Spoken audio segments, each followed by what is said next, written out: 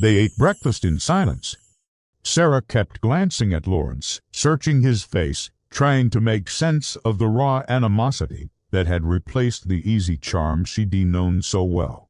Suddenly, the earlier scene flashed through her mind, the way he'd thrown himself into the chair, the sharp intake of breath, the fact that he'd been on the phone with his jacket on. Ho, ho, ho! She understood now with painful clarity why he'd insisted she spend the night alone in the guest room. It wasn't because he didn't want her there. It was so that she wouldn't overhear his conversation. He didn't want her to know about the heated argument he'd been having with his wife. But how could he have been so careless? How could he have thought she wouldn't hear him? Ho, ho, ho!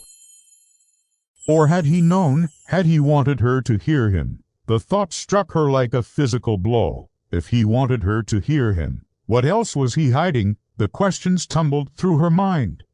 Unanswered, as she rose from the table, she needed to get out, to get away from him.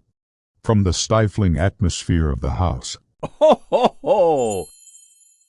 Stepping out into the bright sunshine, she felt the warmth on her skin and closed her eyes for a moment, breathing deeply. When she opened them again, she saw the gnarled branches of the old sycamore tree silhouetted against the cloudless sky. Its leaves had been rustling softly in the breeze. Ho, ho, ho!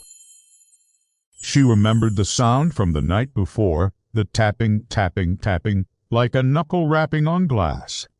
Was someone up there? In the tree. She looked up at the thick canopy, unable to shake off the eerie feeling that someone or something was watching her.